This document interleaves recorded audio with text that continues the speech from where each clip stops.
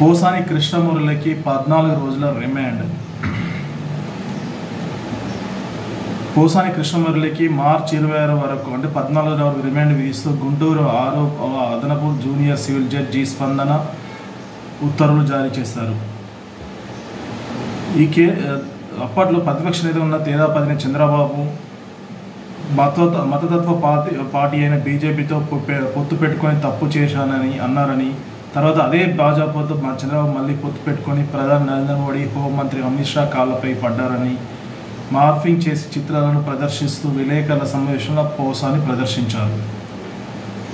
ఆయన వ్యాఖ్యలు దురుద్దేశపూర్వకంగా ఉన్నాయని, చంద్రబాబును కించపరుస్తూ మాట్లాడారని తెలుగు యువనేత బండారు వంశీకృష్ణ గత ఏడాది అక్టోబర్ 9న సిఐడి పోలీసులకు ఫిర్యాదు చేశారు. అయితే కేసులో పీటీ వారెంట్ జారీ చేయడంతో కర్నూలు జిల్లా జైల్లో రిమాండ్లో ఉన్న పోసాని కృష్ణమురళిని గుంటూరు సిఐడి పోలీసులు అదుపులోకి తీసుకొని న్యాయస్థానం ముందు ప్రవేశపెట్టారు. న్యాయస్థానానికి ప్రవేశపెట్టిన ముందు గుంటూరులోని జీజీహెచ్ హాస్పిటల్లో వైద్య పరీక్షలు పూర్తి చేసిన తర్వాత న్యాయమూర్తి నివాసంలో హాజరుపరిచారు. పోసాని తరపున న్యాయవాది పొన్నవోలు సుధాకర్ రెడ్డి సుదీర్ఘ వాదనలు వినిపించారు. ప్రభుత్వం కక్షపూరితంగా వ్యవహరిస్తూ పోసానిపై వరుస కేసులు పెడుతుందని, ఇది వ్యక్తిగత స్వేచ్ఛను హరించడమేనని వాదించారు. దీనిని పబ్లిక్ ప్రాసిక్యూటర్ తీవ్రంగా వ్యతిరేకించారు.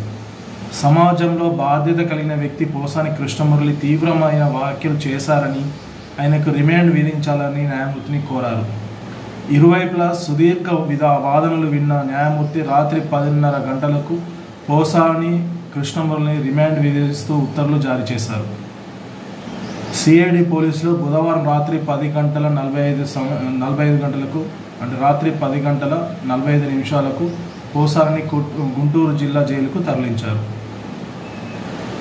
దాదాపు ఇప్పట్లో పోసాని కృష్ణమురళికి బెయిల్ రావడం కష్టంగా ఉంది. ఆయన మిగిలిన అన్ని కేసులలో బెయిల్ వచ్చింది, కానీ ఈ కేసులో మాత్రం మార్చి 26 వరకు రిమాండ్లోనే ఉండేట్టు తెలుస్తుంది.